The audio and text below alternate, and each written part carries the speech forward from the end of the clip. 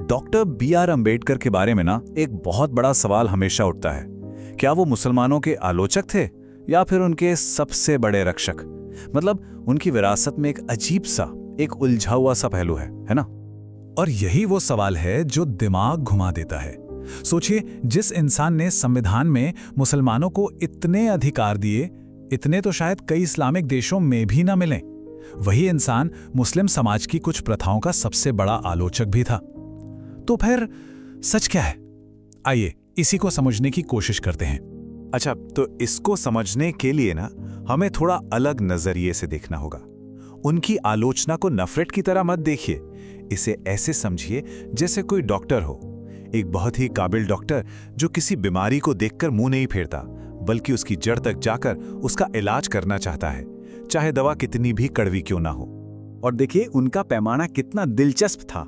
मतलब उन्होंने हिंदू और मुस्लिम समाज दोनों को एक ही तराजू पर तौला। उन्होंने हिंदुओं से साफ साफ कहा, जाति व्यवस्था और छुआछूत को खत्म करो, और ठीक उसी तरह उन्होंने मुस्लिम समाज से कहा, अपनी औरतों को पर्दे की प्रथा से बाहर निकालो।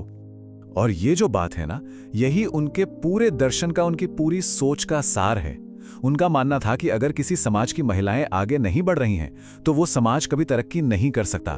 तो उनका विरोध किसी मजहब से था ही नहीं, उनका विरोध उस पिछड़ी सोच से था जो औरतों को घर में बंद रखना चाहती थी। अब आगे बढ़ते हैं और एक और बहुत ही विवादास्पद मुद्दे पर आते हैं, पाकिस्तान का बनना। और इस पर डॉक्टर अंबेडकर के क्या विचार थे जिन्हें अक्सर गलत समझा जाता है। उनका नजरिया ना बहुत ज्यादा प्रैक्टिकल था। देखिए, उनका तर्क बहुत सीधा था। वो मानते थे कि अगर देश का एक बहुत बड़ा हिस्सा साथ रहने को तैयार ही नहीं है, उसे लगता है कि वो गुलाम है, तो फिर जबरदस्ती उसे साथ रखने का क्या फायदा?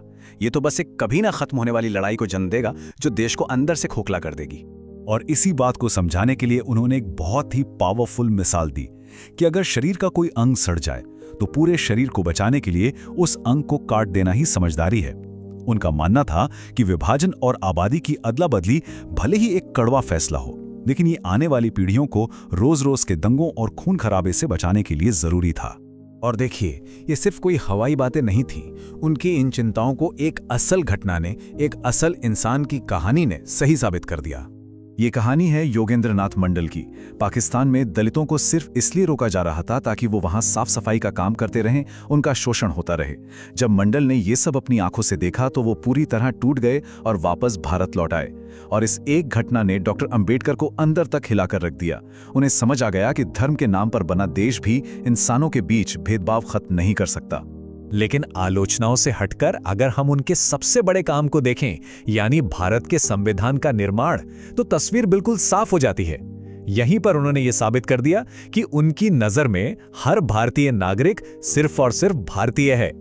उन्होंने संविधान को एक ऐसी ढाल बनाया जो हर अल्पसंख्यक की रक्षा करे।